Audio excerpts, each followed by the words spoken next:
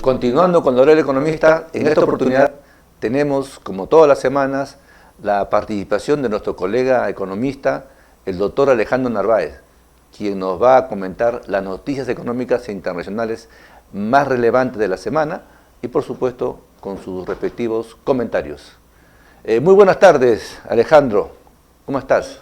Gracias, David. Encantado. Bienvenido, como siempre. Es un gusto compartir con todos los colegas economistas los temas internacionales con la profundidad de análisis que tú lo realizas. Bueno, tenemos pues esta semana muy crítica. De repente ha sido una semana bastante movida a nivel de la economía mundial, porque hemos tenido un lunes negro.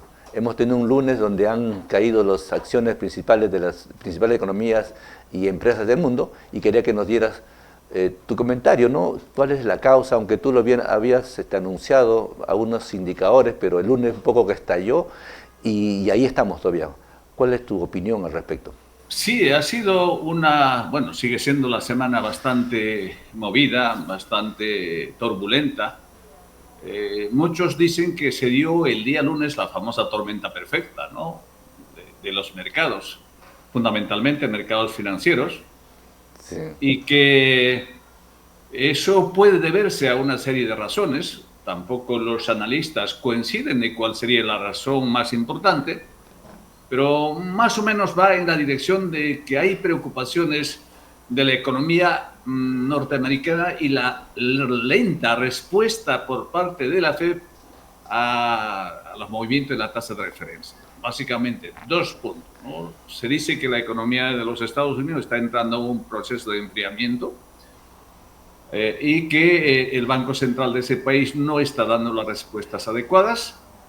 Se mantienen las tasas en 5.5% y se prevé que recién en septiembre próximo podría haber algunos recortes de dichas tasas. Uno de los datos que generó muchísima preocupación en Estados Unidos es sin duda el aumento de la tasa de desempleo. El desempleo en junio estuvo en 4.10 y se ha disparado a 4.30, ¿no?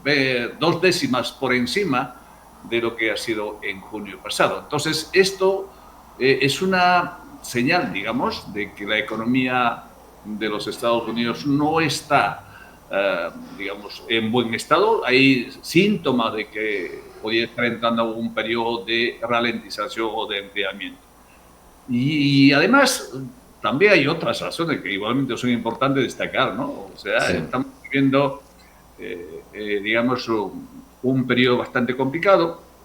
Se habla mucho de que a esta crisis del día lunes, que algunos llaman como el cisne negro, sí. Debe verse a ese posible conflicto que podía estallar en Medio Oriente entre Irán y Israel. Eso está prácticamente al borde del precipicio y en cualquier momento eso puede darse. Por otro lado, siempre están ligando la crisis de Estados Unidos con las elecciones que se vienen en noviembre próximo. Entonces, hay factores geoeconómicos, geopolíticos y también factores internos de los propios Estados Unidos hace que el resto de las economías se resientan. ¿Cuáles han sido los mercados financieros que más duramente han sufrido? Pues, en primer lugar, la bolsa de Tokio.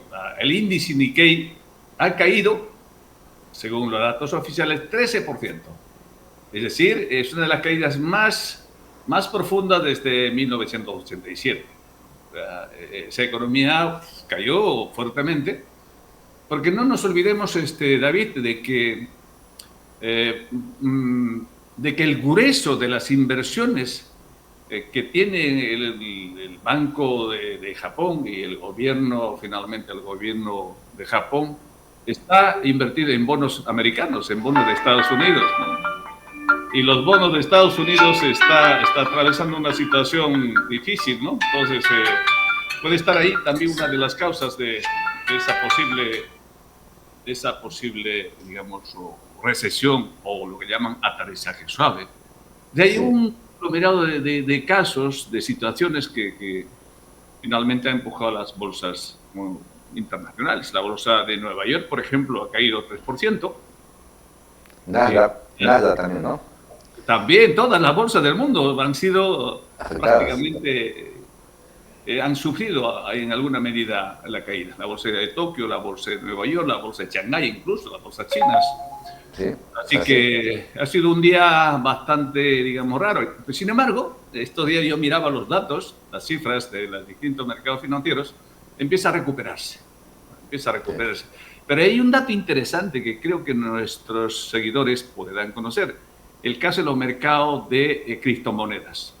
Más concretamente, el Bitcoin, que es teóricamente una criptomoneda que sirve como reserva de valor, ha caído 13% en un solo día. Llegó casi a $49,000 un Bitcoin.